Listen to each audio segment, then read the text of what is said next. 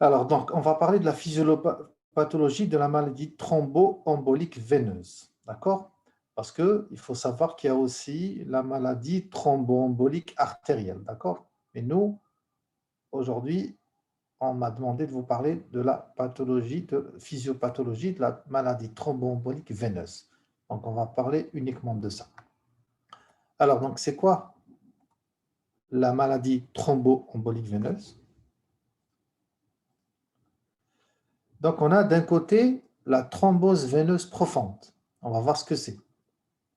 Donc, la thrombose veineuse profonde, d'un côté, qui est une maladie qui touche les veines profondes, le plus souvent des membres inférieurs, mais elle peut aussi toucher les veines des membres supérieurs ou bien les autres veines. Mais aussi, cette maladie, cette thrombose veineuse profonde, elle est liée à une autre entité pathologique qu'on appelle embolie pulmonaire.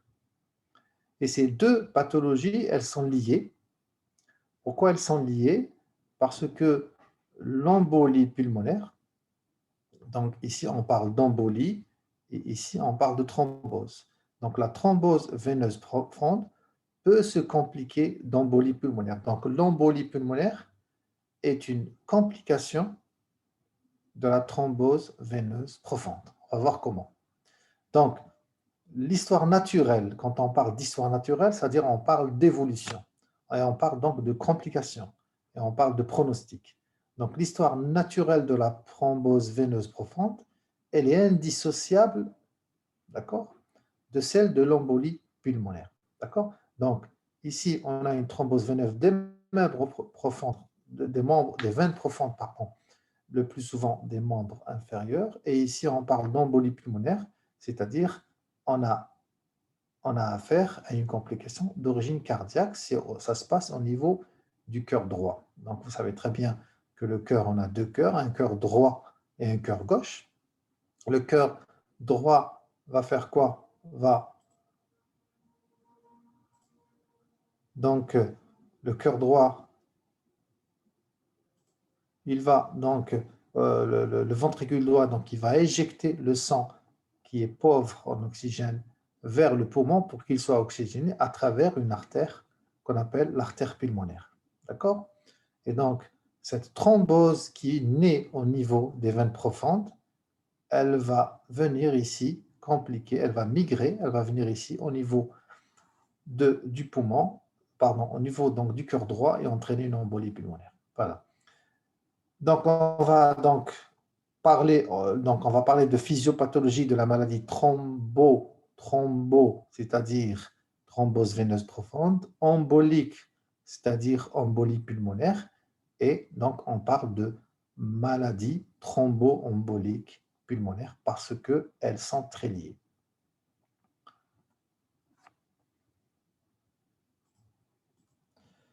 Donc, c'est quoi une thrombose veineuse profonde? On appelle aussi thrombophlébite.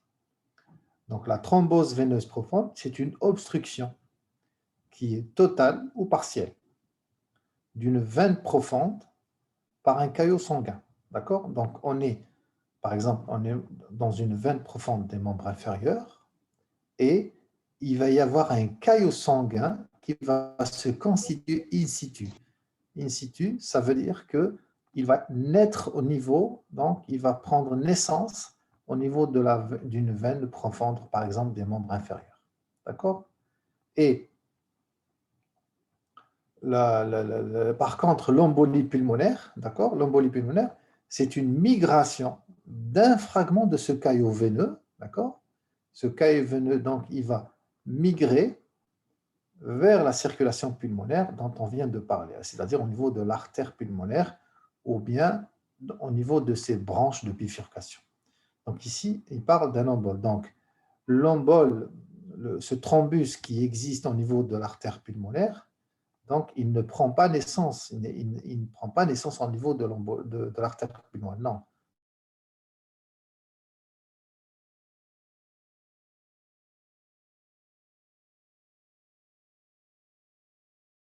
Qui va vers l'artère pulmonaire et donner donc des complications cardio-respiratoire. Donc, on dit qu'il est le plus souvent d'origine fibrino-cryorique. D'accord? C'est de la fibrine. C'est le plus souvent, donc c'est un caillot fibrineux. Il est constitué par de la fibrine. D'accord? Et il peut être aussi d'origine graisseuse et il peut être aussi d'origine gazeuse. Donc, ce sont les trois types de thrombus. D'accord? Donc, ça, on parle de thrombus, c'est un type de thrombus. Le plus souvent, c'est le fibrino-cryurique. On va en parler dans un moment. Et il peut être aussi d'origine graisseuse et aussi d'origine gazeuse. Alors, donc, cette maladie, cette entité physiopathologique qui est la maladie thromboembolique, donc, elle va avoir deux conséquences. La première conséquence qui est la plus redoutable et qui met en jeu le pronostic vital, c'est-à-dire qu'il peut entraîner la mort donc, de l'individu, c'est qu'elle va avoir des complications cardio-respiratoires. D'accord? Donc, on sait très bien que le cœur et le poumon, ce sont deux organes qui sont très liés. D'accord? Donc, le cœur droit, il va entraîner, donc il va plutôt éjecter le sang pauvre en oxygène vers le poumon. Ce même poumon qui va oxygéner ce sang qui est pauvre en oxygène, donc il va le rendre plus riche en oxygène, il va donc l'envoyer à nouveau vers le cœur gauche. Le cœur gauche, à son tour, il va donc distribuer ce sang par un débit, le débit cardiaque, vers la totalité des organes. Et donc, la première complication donc, qui peut mettre en jeu le pronostic vital, donc, qui peut entraîner donc, des complications mortelles, donc c'est l'embolie pulmonaire. On parle aussi de cœur pulmonaire aigu. Alors, c'est quoi le cœur pulmonaire aigu? C'est que c'est un cœur, d'accord? Il est aigu. Donc, quand on dit cœur, c'est-à-dire on a un problème. C'est aigu, contrairement au chronique, on va voir dans un moment. Et donc, on a donc un problème qui est au niveau pulmonaire, qui retentit sur le cœur. C'est-à-dire que l'obstruction de l'artère pulmonaire, lorsqu'elle est sévère, lorsque l'obstruction est importante, elle dépasse un certain degré, elle est de plus de 60-90% donc d'obstruction du lit pulmonaire. Donc cette obstruction du lit pulmonaire va entraîner des complications cardiaques. Et cette complication, bien sûr, c'est le cœur, ça se passe en amont. D'accord?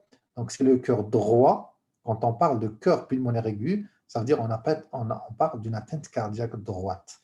Donc c'est une insuffisance cardiaque droite. Ce n'est pas une insuffisance cardiaque gauche. Donc c'est le cœur droit qui est touché, qui est malade.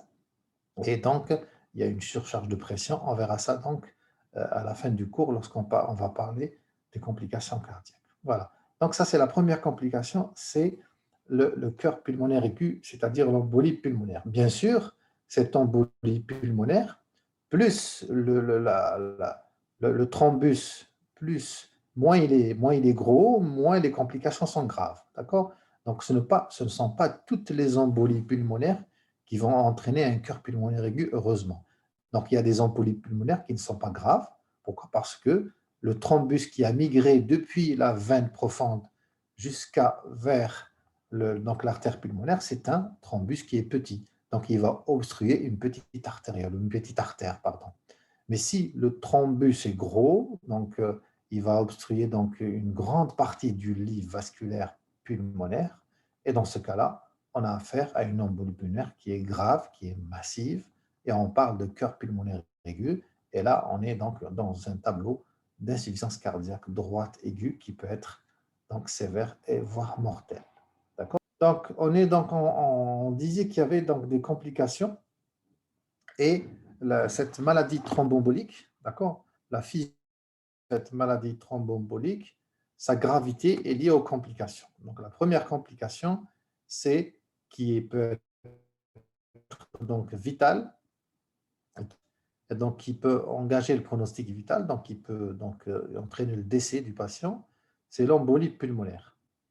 Et cette embolie pulmonaire, lorsque le thrombus qui a migré depuis la veine profonde vers l'artère pulmonaire, plus ce thrombus est haut, et plus l'atteinte pulmonaire, elle va être sévère.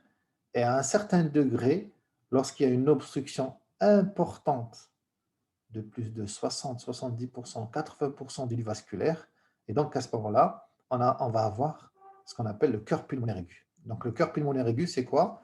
C'est une insuffisance cardiaque droite secondaire à une embolie pulmonaire le plus souvent. D'accord? Il peut y avoir d'autres causes, mais la cause la plus classique du cœur pulmonaire aigu, c'est l'embolie pulmonaire donc sévère, donc l'embolie pulmonaire importante. Donc l'embolie pulmonaire n'est pas toujours grave. Donc l'embolie pulmonaire n'entraîne pas toujours un cœur pulmonaire aigu. Elle peut être minime, elle peut ne pas être sévère, d'accord? Et donc plus le thrombus est petit, et moins il est sévère, d'accord? Voilà. Donc l'atteinte cardiaque ici, lorsqu'on parle d'embolie pulmonaire, l'atteinte cardiaque, l'insuffisance cardiaque est une insuffisance cardiaque droite, du cœur droit. Donc, c'est le cœur droit qui est défaillant, ce n'est pas le cœur gauche. Alors, l'autre complication maintenant, pas dans l'immédiat, mais à long terme, donc c'est aussi un cœur pulmonaire, mais ce cœur pulmonaire, ce n'est pas un cœur pulmonaire aigu, c'est un cœur pulmonaire chronique. Qu'est-ce que ça veut dire? Ça veut dire que dans cette situation, les thrombus qui migrent, ce sont des thrombus qui sont de petite taille, d'accord? Parce que s'ils sont de grande taille, s'ils sont gros, ces thrombus vont fonctionner dans un cœur pulmonaire. Donc là, on n'est pas dans cette situation. Donc on est dans une situation où il y a plusieurs thrombus qui vont migrer. Et à chaque fois qu'un thrombus migre, il va y avoir des symptômes. Mais ces symptômes ne sont pas sévères. Et à un moment donné, lorsqu'il y a beaucoup d'embolie pulmonaire, même minime, et donc on a donc affaire à un cœur pulmonaire chronique, c'est-à-dire qu'il y a une atteinte du cœur droit, mais elle est chronique. Elle n'est pas aiguë, donc il y a une souffrance chronique du cœur droit, et donc là, donc le tableau, il est certes moins grave, mais il peut, à un moment donné, se compliquer et devenir grave. Donc, un cœur pulmonaire chronique, à un moment donné, il peut se compliquer aussi d'insuffisance cardiaque droite. Voilà. L'autre complication, elle est locale, c'est ce qu'on appelle la maladie post-thrombotique, c'est-à-dire que la thrombose veineuse profonde au niveau du membre inférieur, le plus souvent, elle va entraîner des conséquences locales, c'est-à-dire qu'il va y avoir une insuffisance veineuse chronique et on a des complications locales au niveau donc, de l'endroit où a lieu la thrombose. D'accord? Donc ici, la complication locale, c'est l'endroit où a lieu la thrombose veineuse. Le cœur pulmonaire chronique et le cœur pulmonaire aigu, c'est les complications à distance de la thrombose, c'est-à-dire au niveau de l'artère pulmonaire. C'est pour ça qu'on parle d'embolie pulmonaire. Donc, le point de départ du thrombus, il est souvent distal. Dans les zones, il y a un ralentissement du flux, c'est-à-dire les veines des membres inférieurs. D'accord? Donc, ce thrombus, il peut être, donc, il va s'étendre, d'accord? Et il peut être occlusif, il peut donner donc des signes locaux. Ce sont les signes de thrombophlébite, des membres inférieurs, le plus souvent. Ou alors, il peut migrer, comme on vient de le dire, vers le champ pulmonaire et entraîner une embolie pulmonaire. Alors, parfois, il y a une lyse spontanée du thrombus lorsque le thrombus n'est pas volumineux, lorsque le facteur étiologique qui est à l'origine de la thrombose, il a disparu, et à ce moment-là, on peut avoir une lyse physiologique du caillot, et souvent, c'est une situation où, donc, qui n'est pas grave. Alors, comment donc comment va se former donc ce thrombus? Donc, les conditions qui vont favoriser la constitution de ce thrombus, ils sont décrits donc pour la première fois par un monsieur qui s'appelle Virchow, Rudolf Virchow, à la fin du 19e siècle, et il a décrit qu'il y avait 3 facteurs qui pouvaient entraîner le thrombus, une thrombose, pardon. Et le premier facteur, c'est la stase veineuse. C'est quoi la stase veineuse? C'est un ralentissement du flux sanguin, de l'écoulement sanguin. D'accord? Il y a une diminution de la vitesse de l'écoulement du sang veineux. Ça, c'est donc le premier facteur. On va voir dans un moment quels sont les facteurs étiologiques qui peuvent donner ça. Deuxièmement, donc, on a la lésion endothéliale. La lésion endothéliale, c'est la lésion de la paroi veineuse. D'accord? Donc, je vous rappelle que l'endothélium vasculaire, c'est une partie donc, histologique cellulaire de nos vaisseaux, que ce soit au niveau des capillaires, au niveau des artères ou au niveau des veines. Donc, c'est la partie celle qui est en contact, d'accord, avec donc, le secteur plasmatique. Et donc, la lésion de la paroi veineuse, c'est-à-dire de l'endothélium, peuvent être à l'origine de la constitution d'une thrombose. Et enfin, il y a donc un autre facteur, ce sont les anomalies de l'hémostase, d'accord? Et quand on a des troubles de l'hémostase, on va parler d'hypercoagulabilité ou de thrombophilie dans un moment. Donc, ce sont ces deux troubles de l'hémostase qui peuvent aussi être à l'origine de la constitution d'une thrombose veineuse profonde. Donc, on a trois parties. À partir de là, donc ces trois types de facteurs, c'est-à-dire la stase veineuse, la lésion endothéliale et les troubles de la coagulation, donc on va parler d'une notion qui est la notion de facteur de risque. D'accord? C'est-à-dire que il va y avoir des personnes qui vont avoir, plus ils ont des facteurs de risque et plus ils ont un risque de constituer donc une thrombose. D'accord?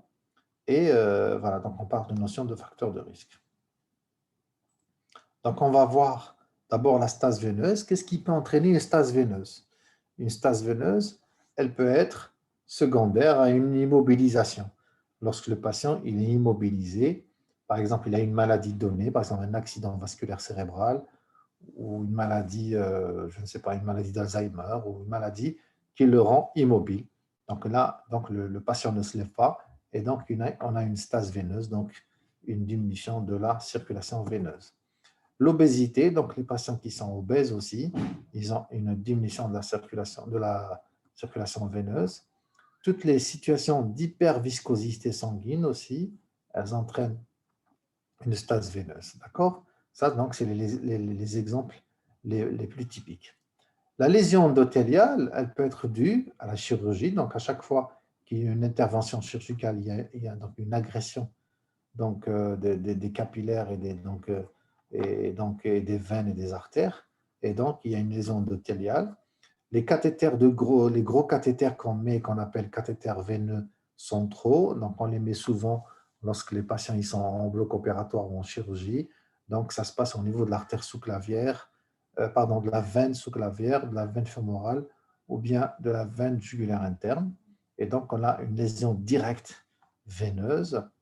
Et aussi les centres de stimulateurs cardiaques, donc on les appelait avant les pacemakers, et donc ce sont des centres aussi, donc on a une atteinte endothéliale. Et aussi chez les toxicomanes. Pourquoi les toxicomanes? Les toxicomanes IV, donc ils font souvent des injections IV, donc il y a une agression donc veineuse qui est souvent très répétée, et donc ils font des risques de thrombose. Et enfin, les patients qui ont des antécédents de thrombose, lorsque quelqu'un a déjà fait une thrombose auparavant, et donc ils sont à risque de faire d'autres thromboses dans l'avenir. Alors, les anomalies de l'hémostase. Donc, quand on parle de l'animal de l'hémostase, bien sûr, on fait allusion à la coagulation. C'est à ce niveau-là, d'accord? Mais en fait, vous savez très bien que l'hémostase est constituée en gros de trois parties. L'hémostase primaire, la coagulation et la fibrinolyse. Et qu'est-ce qui se passe? Qu'est-ce qui se passe pour qu'il y ait une anomalie, donc une thrombose? C'est qu'à l'état normal, on a donc un équilibre physiologique entre les processus de la coagulation et les processus de fibrinolyse. Et donc ils sont en équilibre. Si on a trop de coagulation, donc il y a un excès de coagulation, donc il y a une thrombose. s'il y a un déficit en fibrinolyse, et l'inverse. S'il y a un excès de fibrinolyse et peu de coagulation, on a un risque d'hémorragie. C'est pour ça que quand on parle donc les anomalies, quand on parle d'anomalies de l'hémostase, on fait allusion en même temps aux anomalies de la coagulation et c'est-à-dire la thrombose, mais on fait en même temps, quand on parle d'anomalies de coagulation, on parle aussi de saignement, d'accord? Donc les troubles de l'hémostase donc, vont être des déficits au niveau des inhibiteurs physiologiques de la coagulation. C'est quelque chose de très important à comprendre. Pourquoi? Parce que, alors, cette coagulation, lorsqu'elle est stimulée, eh ben, il y a des inhibiteurs physiologiques. Sinon, elle ne s'arrêterait pas. D'accord? Donc, cette coagulation, elle est, si vous voulez, régulée. Elle est régulée, elle est freinée par des inhibiteurs physiologiques de la coagulation pour empêcher que cette coagulation, pour qu'elle s'arrête au bon moment. Sinon, elle va continuer sans arrêt, sans arrêt. D'accord? Donc, lorsqu'on a, par exemple, un saignement, une blessure quelque part, le processus de la coagulation, il va se déclencher pour arrêter le saignement. Mais à un moment donné, il faut qu'il s'arrête, parce que s'il ne s'arrête pas, il va continuer à coaguler sans arrêt, jusqu'à tout thromboser. Et donc là, on a des inhibiteurs physiologiques de la coagulation qui régulent cette coagulation lorsqu'elle est stimulée pour qu'elle s'arrête au bon moment. Donc principalement, ils sont en nombre de 3, on va les revoir. Donc c'est l'antithrombine, la protéine C et la protéine S. Donc ça, ces trois protéines, elles sont extrêmement importantes à comprendre. Et donc, c'est donc le principal trouble de l'hémostase qui est impliqué dans la formation d'une thrombose. Donc, ces inhibiteurs de la coagulation, lorsqu'ils sont en déficit, c'est-à-dire narcéine, ils sont donc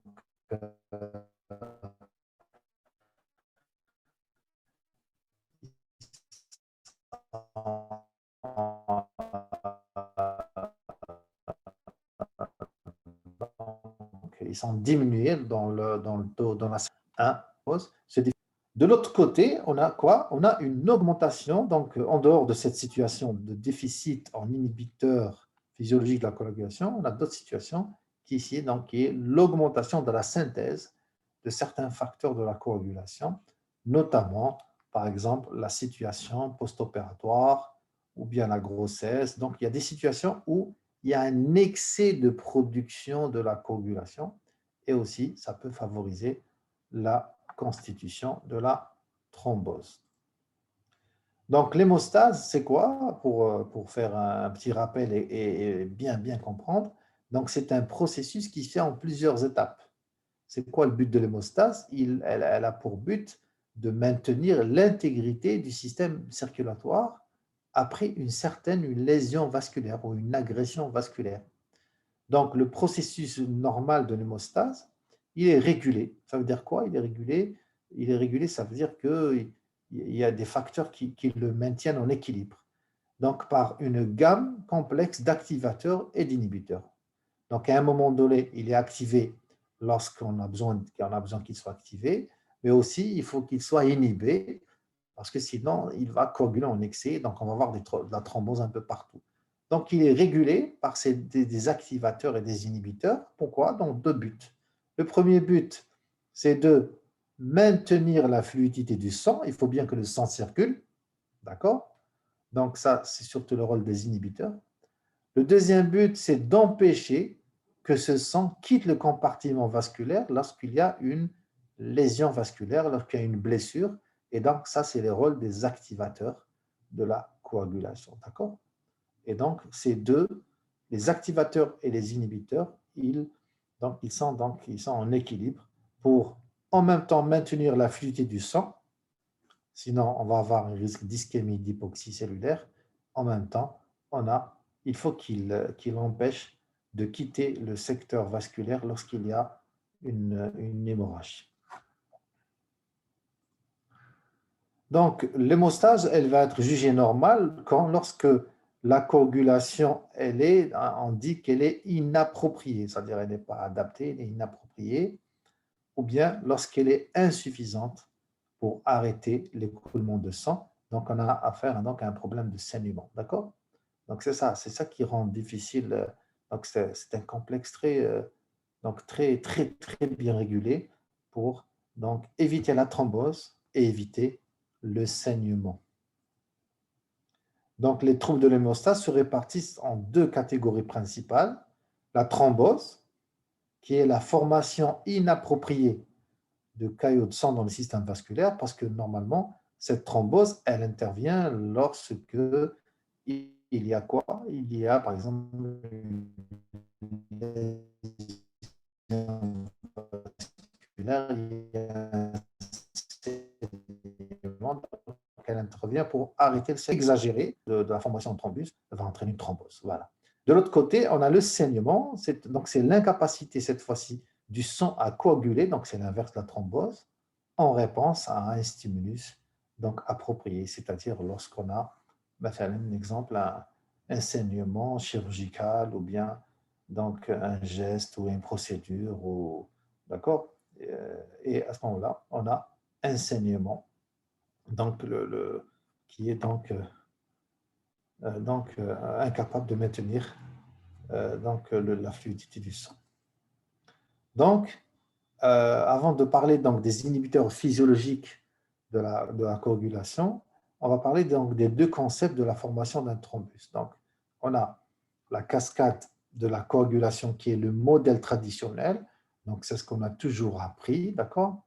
Mais à partir des années 2001, 2002, je crois, voilà. Donc, il y a un nouveau concept de l'hémostase qu'on appelle le modèle cellulaire.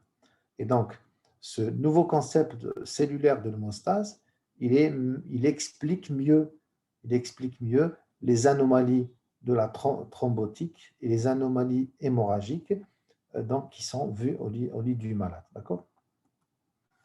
Donc, la cascade de coagulation traditionnelle, donc, c'est une série de réactions biochimiques et donc, ils vont mener à un moment donné, donc il y a des réactions biochimiques, donc on a la voie intrinsèque et la voie extrinsèque, ils vont mener à un moment donné à la formation d'un caillot de fibrine.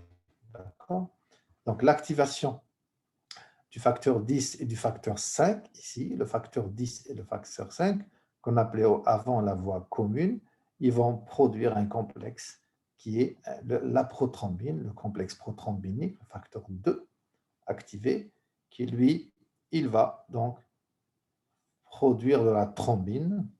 La thrombine va stimuler le fibrinogène, qui lui, le fibrinogène, va donc se transformer en fibrine. Et donc, on a affaire à un caillot donc, de fibrine. C'est pour ça, au départ, je vous ai dit, la cause la plus fréquente de la formation donc, du type de caillot, donc on avait dit que c'était un caillot fibrino-cryorique. Fibrino, c'est par rapport au caillot de fibrine. Donc, la prothrombine, elle se divise en plusieurs petites, donc, petites protéines pour constituer la thrombine, qu'on vient de dire.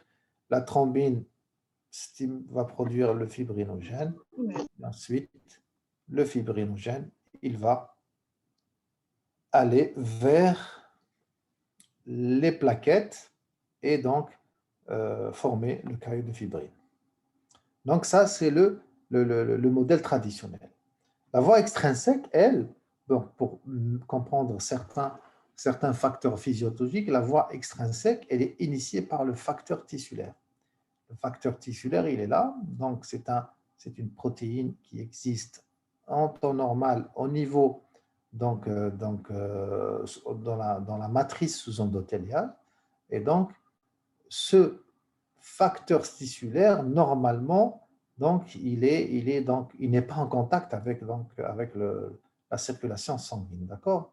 Il peut être activé. Lorsqu'il est activé, donc bien sûr, il va enclencher la cascade de la coagulation, qui est la voie extrinsèque. Et elle peut être déclenchée par des stimulus ou des stimuli, comme par exemple une lésion vasculaire directe, mais par exemple l'hypoxie, la septicémie. Donc, on sait très bien que tout ce qui est sepsis et les complications donc septiques sont un facteur de risque de thrombose. Le cancer, la malignité, et aussi les états inflammatoires. Donc, on va retrouver tout ça tout à l'heure lorsqu'on va citer les différents facteurs, les différents facteurs de risque médicaux et chirurgicaux. Donc, après une lésion vasculaire donnée, ce facteur tissulaire, il va être exposé à des facteurs procoagulants plasmatiques qui vont activer le facteur 7. Ce facteur 7, lui, comme tout à l'heure, comme la voie intrinsèque, lui, il va venir à son tour aussi stimuler le facteur 10 et le facteur 5. Ensuite, pour constituer la prothrombine, la thrombine, le fibrogène et la fibrine. D'accord? Et l'activation du facteur 7, il provoque bien sûr la voie commune, comme on vient de le dire. Donc ça, c'est le complexe, le prothrombinique, qui est stimulé à la fois par la voie intrinsèque ou bien par la voie extrinsèque. Donc ça, c'est le vieux modèle qui parle des deux voies, intrinsèque et extrinsèque. Mais le modèle cellulaire de la coagulation, il explique mieux la physiopathologie des patients, des différents facteurs de risque et donc qui sont vus au lit du malade. Donc il implique plusieurs étapes. La première étape, c'est l'étape d'initiation qui se produit via le facteur tissulaire. Alors, l'os est endommagé. Et donc, ce facteur tissulaire, il va, si vous voulez, favoriser l'interaction du facteur 7 et du facteur 9 pour activer le facteur 10. Donc là, ça ressemble un petit peu à ce jusqu'à maintenant, ça ressemble à ce qu'on vient de voir ici. Mais à partir de maintenant, donc, les choses ne vont plus, vont un peu changer. Qu'est-ce qui va se passer? Eh bien, ce facteur 10, il va bien sûr conduire à la formation d'une petite quantité de thrombine. Ce n'est pas une grande quantité de thrombine, c'est une petite quantité de thrombine. Et cette petite quantité de thrombine, elle a un rôle très important. On va voir qu'est-ce qu'elle va faire. Cette petite quantité de thrombine, elle va amplifier le signal procoagulant et là, elle va activer les plaquettes. Donc là, les plaquettes, c'est des cellules. Et donc, dans le modèle traditionnel, on ne parle pas de cellules, on parle uniquement de facteurs de coagulation, donc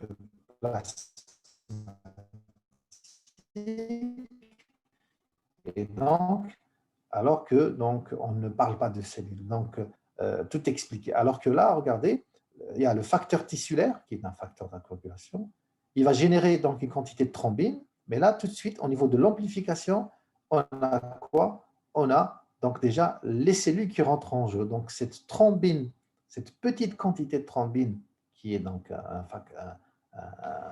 le facteur le plus important, qui est au centre de l'hémostase, la thrombine, elle est au centre de l'hémostase, elle va stimuler l'activation des plaquettes et aussi d'autres facteurs de la coagulation. C'est pour ça qu'on parle de modèle cellulaire. On intègre le rôle des plaquettes, qui sont les cellules, mais aussi le rôle, on va le voir après, le rôle de l'endothélium, qui est aussi une cellule, l'endothélium qu'on a vu tout à l'heure dans la triade de Virchow, qui est donc lorsqu'il y a une lésion vasculaire.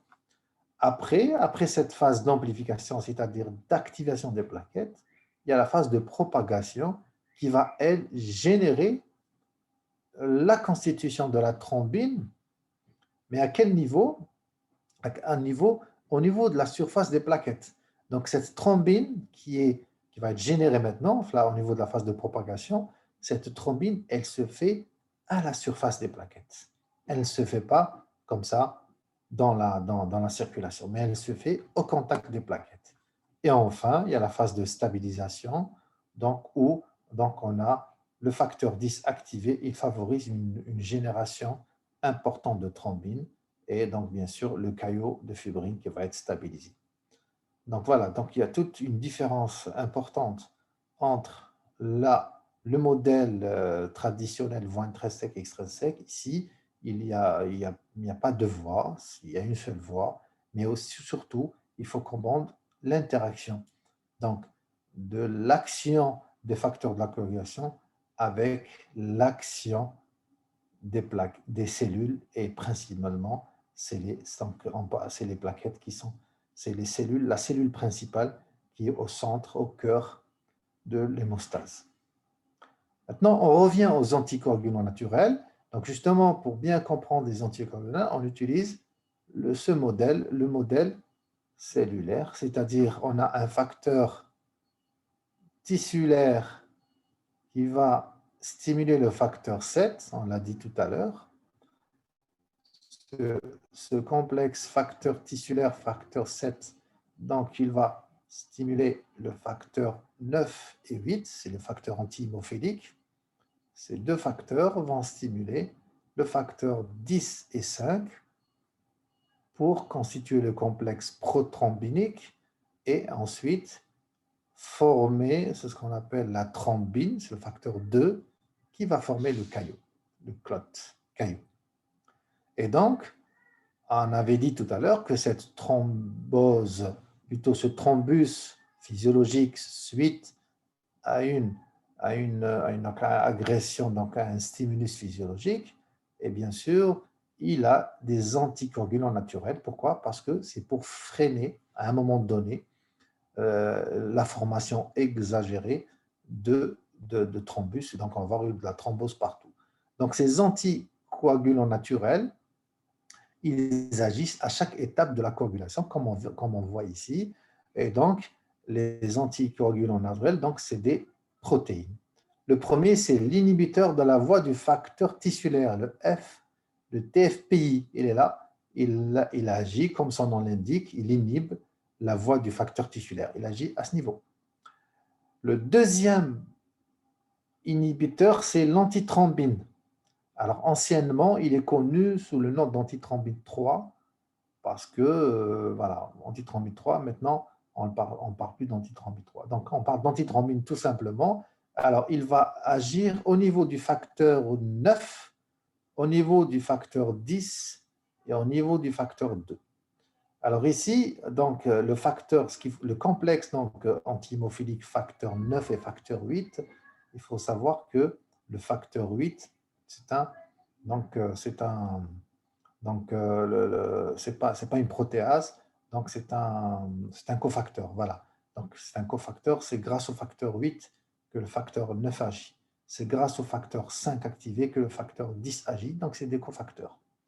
Et donc ici, l'antithrombine agit au niveau des protéines, des protéases, qui sont donc le facteur 9, 10 et 2, alors que la protéine C et S, elles agissent ici au niveau du facteur 8 et au niveau du facteur 5. Donc, à tous les niveaux, on a des inhibiteurs physiologiques. Facteur tissulaire, le facteur 9, le facteur 10, le facteur 2, le facteur 5, le facteur 8. Et bien sûr, une fois que le caillot a été formé, d'accord, il y a un autre processus de régulation qui va intervenir, c'est celui de la fibrinolyse fibrologique, c'est-à-dire que maintenant que le caillot s'est formé, il y a aussi la fibrinolyse, c'est-à-dire elle va venir donc liser le caillot d'une manière physiologique, bien sûr, pour empêcher aussi que ce caillot ne reste longtemps ou ne devienne donc très, très important. Voilà. S'il vous plaît, monsieur, Oui, les anticoagulants, oui. comment ils vont agir? Eh bien, ils vont agir ici. Ils Par vont agir combinaison là, ou au niveau du facteur. Pardon? par combinaison à des facteurs de coagulation ou quoi? Oui, Le mécanisme. ils vont exagérer l'action des anticoagulants naturels. D'accord? J'ai pas compris. C'est-à-dire, nous, on a des anticoagulants naturels. Ouais. Les anticoagulants qu'on va donner, ils vont augmenter l'action des anticoagulants naturels. D'accord? Oui, l'action, c'est quoi l'action exactement? Des anticoagulants naturels. C'est une Ils vont, inhibition. Ils inhibent. Ils d'accord. inhibent, par exemple, le facteur 10. Par L'antithrombine combinaison. inhibe le facteur 10. D'accord? Et donc, il y a une réaction biochimique. Et si tu donnes un anticoagulant, il va augmenter l'inhibition du facteur 10. On dit, par exemple, c'est un anti-10A ou bien un anti-2A. D'accord? D'accord, merci. Et voilà. Et donc, l'inhibiteur, on vient de le dire, de la voie du facteur tissulaire, d'accord?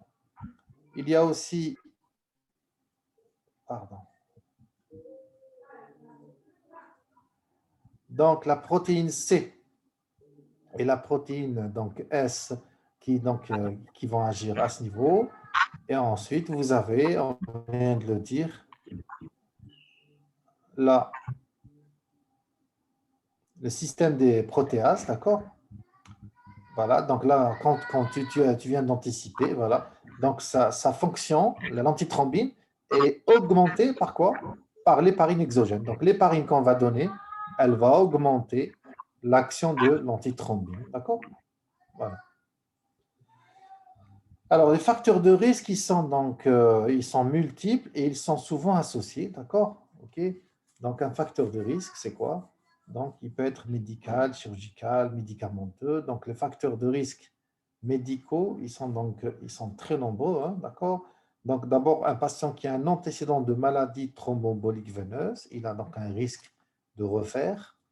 Donc, la maladie athéroscléreuse, les maladies respiratoires comme la bronchopneumopathie chronique obstructive, les brûlures graves, tout ce qui est tous les cancers et les syndromes myéloprolifératifs, d'accord, ok.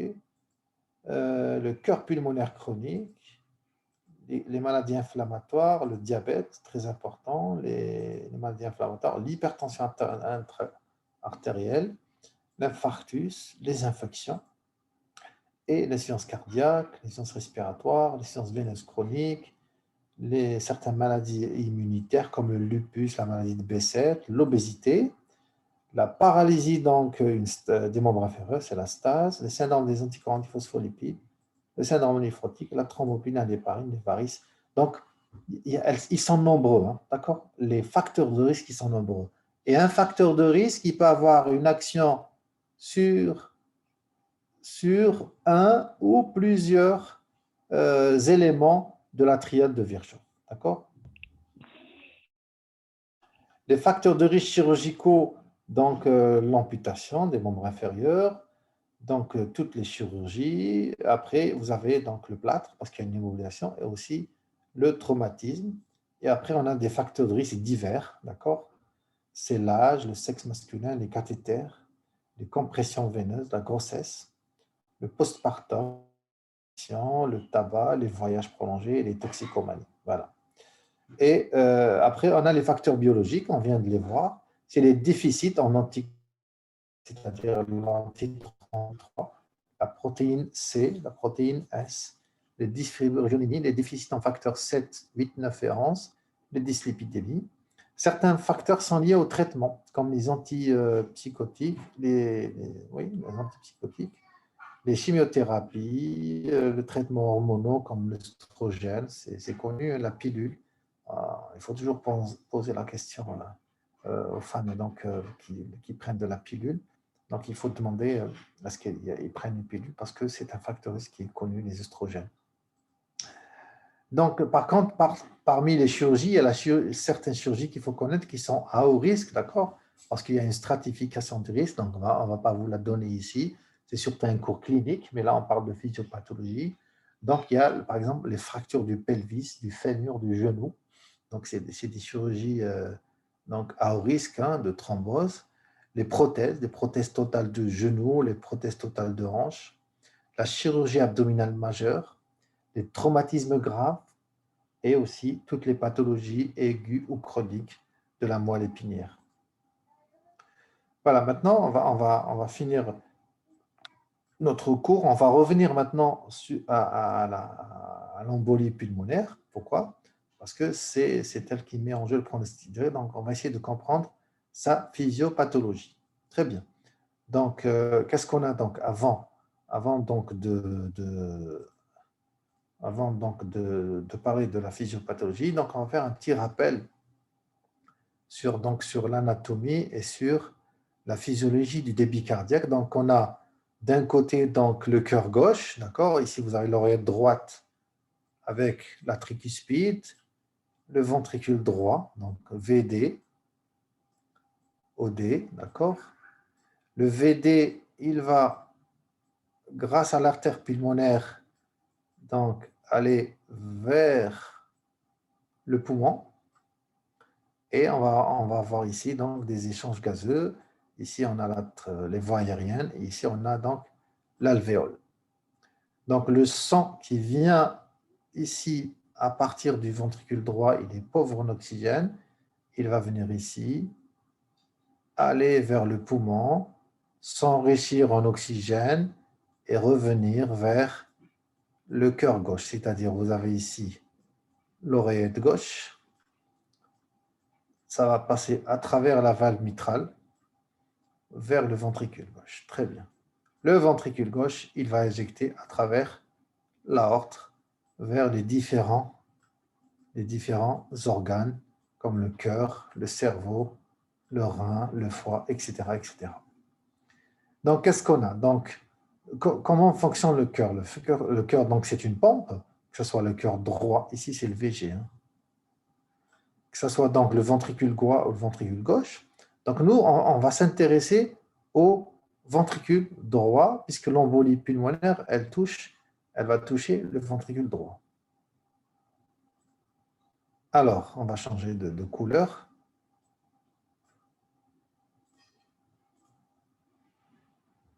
Ouais, du bleu. Et donc, nous, qu'est-ce qu'on a?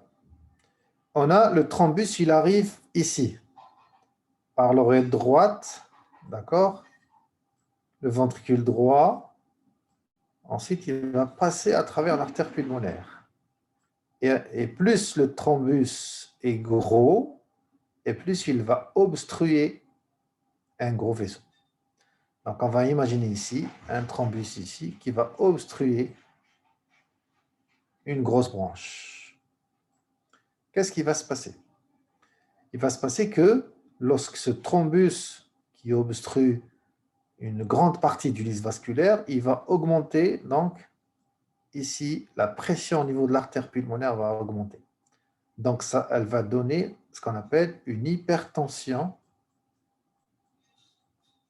artérielle pulmonaire, HTAP. D'accord? C'est simple. Vous avez un conduit ici, il est bouché ici, la pression va augmenter ici. D'accord. Cette pression qui augmente ici brutalement, elle va venir ici, donc elle va se transmettre au niveau du cœur droit. Cette pression qui s'élève brutalement au niveau du cœur droit, donc le cœur droit, qu'est-ce qui va se passer? Il va se dilater, il va devenir gros. Il se dilate. Et donc, il va se dilater. Sa pression aussi, elle va se dilater. L'oreillette droite aussi, elle va se dilater.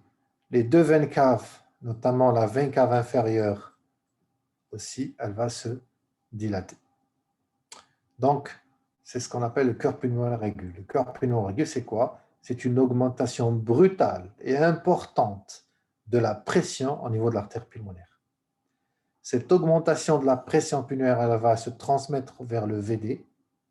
Et donc, le ventricule droit, il est tellement dilaté qu'il va être défaillant. Il ne peut plus assurer sa fonction de pompe, c'est-à-dire éjecter.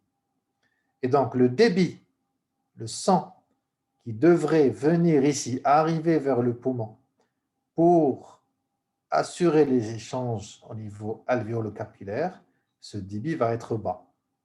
Et donc, on va avoir deux conséquences. Première conséquence, c'est que les échanges gazeux à ce niveau-là, ils vont être altérés. Donc, l'oxygène, le passage d'oxygène et le transfert du CO2, ça va être altéré. Monsieur, Deuxième, oui. il y a eu des coupures. Est-ce que vous pouvez répéter, s'il vous plaît? Ah là là, c'est difficile ça. Non, Je répète tout ça. Je n'avais pas du coupure. Non, non, non. Non, pas tout ça. Après la définition de l'HTAP. Qu'est-ce que vous avez dit, monsieur? Par où je répète? Attendez, par ici. Oui. D'accord. Donc, je répète, Malish. Donc, on avait dit, lorsqu'il y a une obstruction importante du lit vasculaire pulmonaire, la pression au niveau de l'artère pulmonaire va augmenter. Et cette augmentation de pression au niveau de l'artère pulmonaire, on l'appelle HTAP, hypertension artérielle pulmonaire. Cette hypertension artérielle pulmonaire va se transmettre vers le VD. D'accord? Et donc, ce VD, il va se dilater. Une dilatation du VD, comme ça, en bleu. Donc, toutes les cavités droites vont se dilater, c'est-à-dire le ventricule droit, l'oreillette droite, ainsi que les veines, la veine cave inférieure. D'accord? Et les veines sucépatiques. Donc, le cœur droit va se dilater. Et si la dilatation elle est importante, donc il ne pourra plus assurer sa fonction de pompe du cœur droit. D'accord? Okay. Pourquoi? Parce que la pression elle est importante, la fonction systolique myocardique elle est altérée, il est ischémié, et donc il ne peut plus assurer ce débit. Et si le cœur droit ne peut plus assurer le débit, qu'est-ce qui va se passer? Le débit qui devrait arriver au niveau du poumon et du cœur gauche va baisser. Donc, on a deux conséquences. La première conséquence, c'est au niveau des échanges gazeux. On a donc les échanges gazeux, ils vont être altérés. Donc, normalement, on a donc une ventilation et une perfusion qui sont en harmonie, d'accord? Donc, normalement, notre système respiratoire, il est fait de telle sorte que la ventilation, c'est-à-dire la quantité d'air qui arrive par les voies aériennes et la quantité de sang qui arrive par le cœur droit, donc il devrait être en harmonie. Si la perfusion, cette perfusion qui devrait arriver par le cœur droit est insuffisante, et donc on va voir une perturbation de cette harmonie, c'est-à-dire la ventilation et la perfusion vont être perturbées. Et donc là, on va avoir quoi? C'est ce qu'on appelle en physiologie et en physiopathologie, on va avoir un effet espace mort, pas shunt. Ça, c'est l'effet espace mort. D'accord? Lorsque vous avez la ventilation qui est perturbée, donc par exemple, j'ai une maladie des voies aériennes supérieures, j'ai un œdème pulmonaire, j'ai une fibrose, il y a un problème de ventilation. À ce moment-là, c'est la ventilation qui est pathologique, qui est malade, et c'est là qu'on parle de shunt. D'accord? Voilà. Donc le shunt, c'est la ventilation qui est malade. L'espace mort, c'est la perfusion qui est malade. D'accord? Et ensuite, ce débit, s'il est insuffisant, donc on a un débit insuffisant qui arrive au niveau du cœur gauche. Et donc, vous avez un débit insuffisant qui va être éjecté au niveau de la périphérie. Donc, on a donc une atteinte des échanges gazeux, une atteinte de la circulation. D'accord? Donc, l'embolie pulmonaire, c'est quelque chose qui est très sérieux à prendre en considération. Voilà, maintenant, tout ça, sous forme de schéma, mais après, je vais vous donner sous forme d'algorithme. Donc, on va effacer tout ça. Attendez. Monsieur, Oui. est-ce qu'on peut avoir des complications au niveau du cœur gauche? Du corps. Mais elles sont minimes, c'est possible.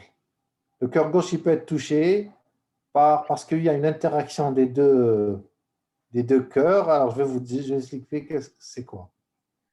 C'est que vous avez normalement, parce que là, j'ai fait un schéma, hein, mais normalement, les deux cœurs, ils sont collés l'un à l'autre. On est d'accord? Vous avez, regardez, je vais vous dessiner un cœur gauche, comme ça.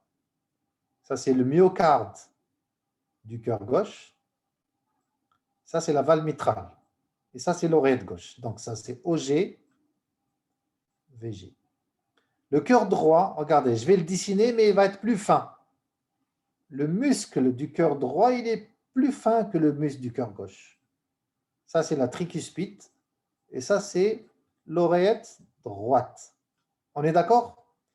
Regardez. Maintenant, lorsqu'il y a une embolie pulmonaire sévère, massive, la pression ici, la pression au niveau du cœur droit, normalement, en temps normal, la pression, elle est inférieure à la pression au niveau du cœur gauche. C'est ça qu'il faut comprendre, d'accord?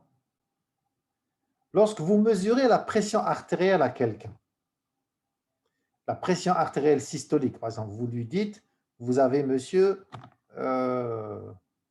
150 mm de mercure de pression artérielle systolique. Ça veut dire quoi? 150 mm de mercure, ça veut dire quoi? De pression artérielle systolique. La pression artérielle systolique, 150 mm, ça veut dire que c'est la pression qu'il y a dans le VG en systole. C'est la pression du VG en systole. Ça veut dire ça. Si vous mesurez la pression au niveau de l'artère pulmonaire, ici c'est la PAS, c'est-à-dire pression artérielle systolique. Maintenant, on va s'intéresser à l'artère pulmonaire, pas l'aorte. C'est la PAPS, c'est-à-dire pression de l'artère pulmonaire systémique. Pardon, systolique. Elle est aux alentours de combien à votre avis? Elle est aux alentours, elle est entre 5 et 10. On va dire 10 mm de mercure. D'accord? Voilà. Donc, en temps normal, la pression dans le ventricule droit est très inférieure à celle du ventricule gauche. Lorsqu'on a une embolie pulmonaire, une obstruction importante du lit vasculaire pulmonaire, ce ventricule droit, sa pression va augmenter, donc il va se dilater, il va devenir comme ça, regardez, gros comme ça. Voilà. Tout ça, ça va être le VD. En vert, d'accord? Et la pression dans le VD va être aussi grande, voire plus, que la pression dans le VG. Et qu'est-ce qui va se passer? C'est comment le VG va-t-il souffrir, ou bien va-t-il donc il va ressentir cette hyperpression?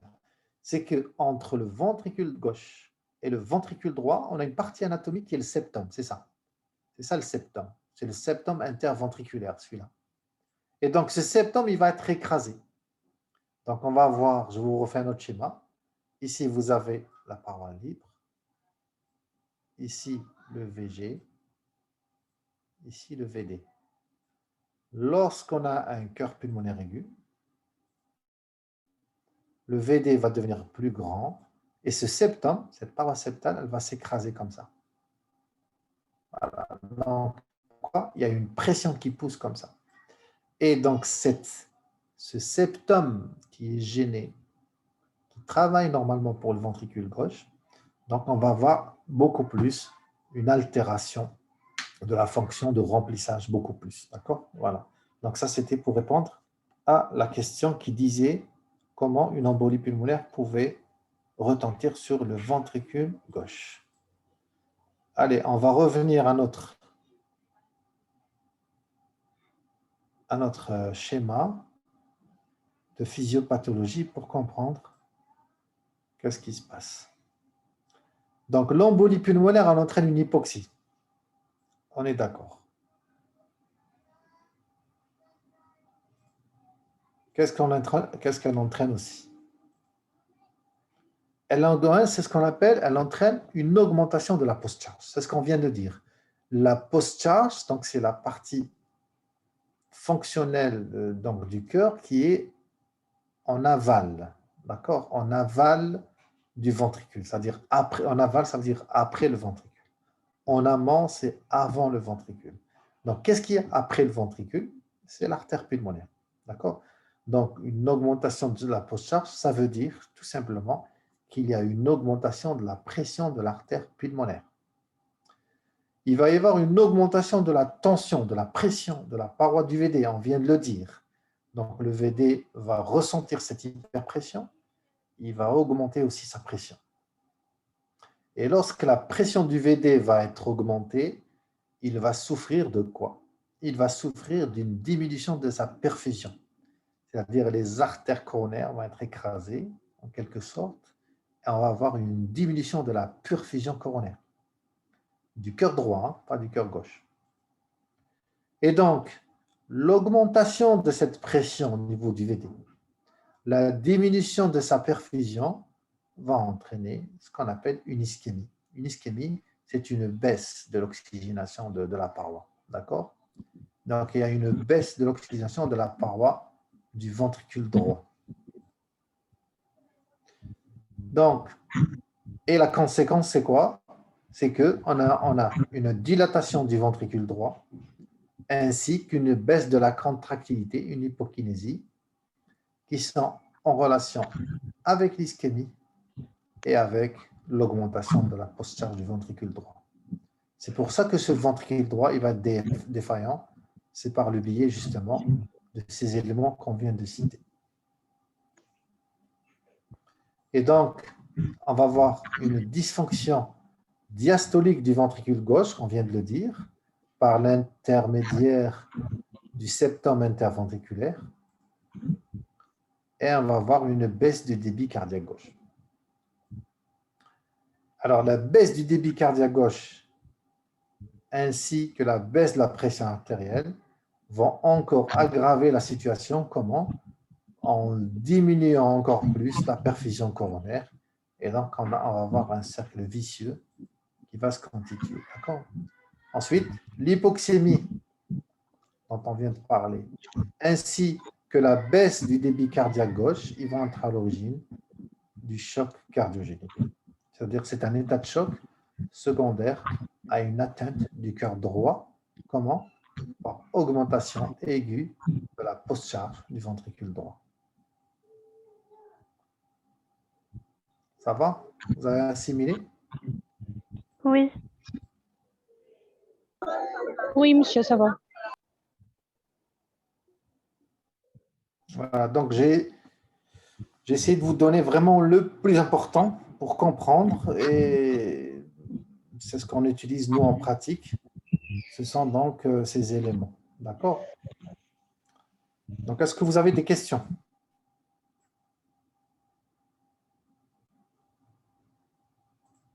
Est-ce que vous avez des questions?